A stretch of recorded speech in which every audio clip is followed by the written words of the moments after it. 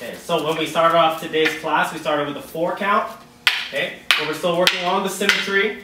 1, 2 on each side. So it's angle, or sorry, not angle. Count 1, count 2 from single stick 4 count. We took that, we brought it to the left side, top, bottom, and we made sure that the bridge in between made it seem like it was one drill.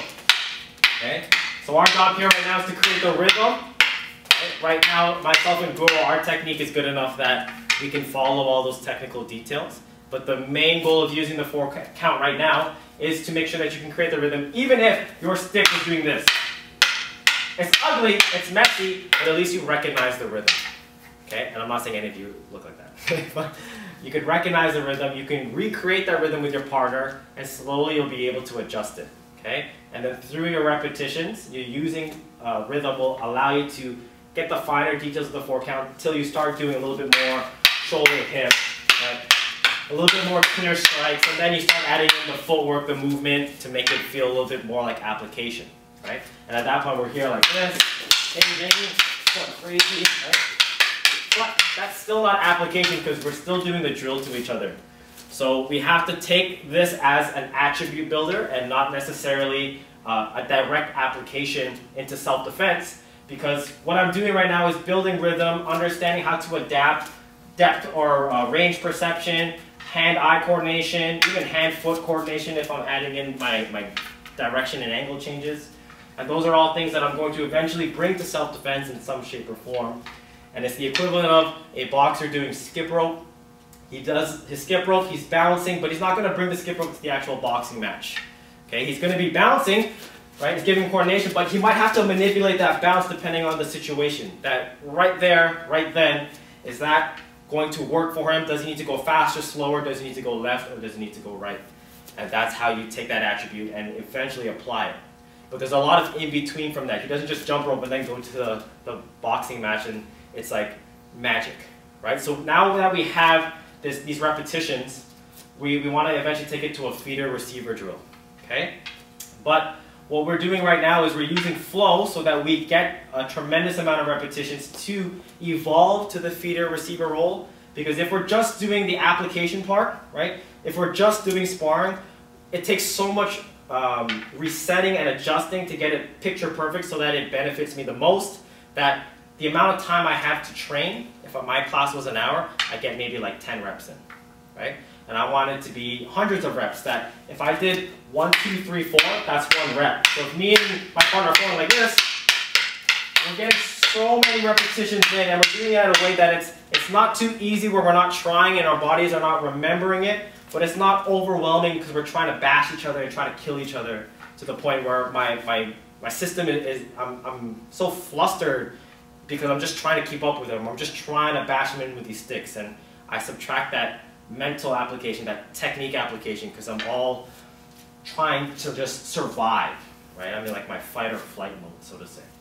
But if we go to the feeder-receiver drill, what we did today is we took that angle 1 and we did the fanning concept from the inside to the outside, right? So if we just look at that on its own, what I'm trying to do is I'm trying to use a false lead and a true lead where I'm stepping to the right as I block with my left, but I'm not actually blocking, just giving him something to hit. So instead of it being a true right, home, left, I'm starting off not from this position where we fundamentally learn double stick. I'm trying to apply double stick, so I'm in my right lead already. My sticks are kind of like in a shield and sword position, so that when he gives me that strike, I just kind of angle myself as I give him my angle 2 from my left hand. Okay, my stick's already down here, so that's going to make the fan faster. But now it's unequal. So this is already my right side. What I'm really focusing on is the home and left. So when he strikes me, I'm really just focusing on that switch over. Okay, so I take that left step big because I want to be on the outside. I want the spacing double stick, which is what we went over last week, which is what we go over as an introduction. I don't like to be close in double stick. I could be, but the nature of my sticks is more medium, long range strikes, so I'd rather be here slashing, slashing, slashing, stabbing, snapping. I don't want to be going into hooking, puño strikes if I don't need to, okay? Especially if I rely on drills like Sinawali or even Tapit. All of those are based off of the medium to long range application, right? So when we get to this point here, on outside here, using this template, I'm going to plug in a drill. which is we're going to start off with a Sinawali, and I'm just going to simply do my 6 counts of striking. So this has no specific application, but I am taking one feeder receiver drill, and then I'm plugging in another flow drill. In that case, it's my own. But what we also did today is we did the Heaven 6, which is an applied version of the Sinawali. So I'm kind of meeting it in the middle right now, where I'm not actually hitting his sticks back, but I am using a form of Sinawali where I'm out here and I'm finding that flow. Right? So in that case, I have to start with my left because my right stick had him in check. Okay? So let's just switch to the sides with him. So now we're at a point that we're getting closer to the application. We're drawing from those drills to allow ourselves to make sense of this particular situation. Okay? But if we look at the Sinawali that we're doing right now, it's just the Sinawali. Right? There's no real application. So if I were to actually do this to him, is this strike actually the best strike to hit his hand, to hit his back, depending on where I am, right? He's not just like one giant cylinder like a boxing bag would be. He has contour in his arms, his legs, right around his neck. So when I start doing my Sinawali, I want to start adjusting it so it makes sense to where my target is, right? And how my target looks. So I used a bunch of flow drills, I used a bunch of set drills to eventually get there, and then I started to instinctually apply because I understood rhythm, I understood the drill itself, the steps, the concept of Sinawali or double stick flowing, and I started to pick and choose based on what I felt was the best version of application. And the way I do it is probably the only way that I'm going to do it, and you guys can't do it exactly the same. You guys will have a lot of similarities because you guys are my students, but eventually you're going to find what you like and what you're good at, and it's going to make sense there for you. Okay? So the biggest, I guess, concern or issue that we have is in Filipino martial arts is we think that this 4 count here is all we need. And all we want to do is have a variety of tapis like that. 4 count, 6 count, Heaven 6, and we want to become masters of these tapis like this, right? Because we think that we can just take that and then just skip along to the application part, but there's so much process that goes from the fundamental building or the attribute building to the actual application that happens in a matter of seconds. But before you can get there and you can start to understand all these intricate details that I can teach on a nightly basis in class, you have to get those reps in.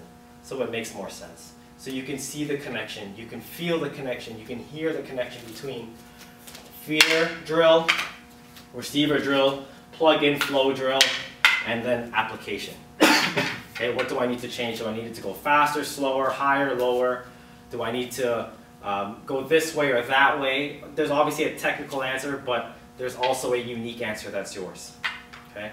So there's not just one way, and that's what makes double stick so complicated, is that we have to learn all these things and have all these attributes to do better than just whack whack, which is perfectly valid self-defense, but that's not the only thing. If that's all you have, then you better be the best at it. And odds are you're not the best, and someone out there will have an answer or will have a recovery or a counter that if this one misses and this one misses, they're now going for a 3rd strike. So we want to make sure that we prepare ourselves by doing a variety of drills. We want to prepare ourselves by training with a variety amount of training partners, and then also in a variety of ways. Right? Flowing, pressure testing, fundamental training where it's just me and I'm just doing this on my own, right? All of those things will compile and I'll extract from certain places at certain times to make my eventual product with application.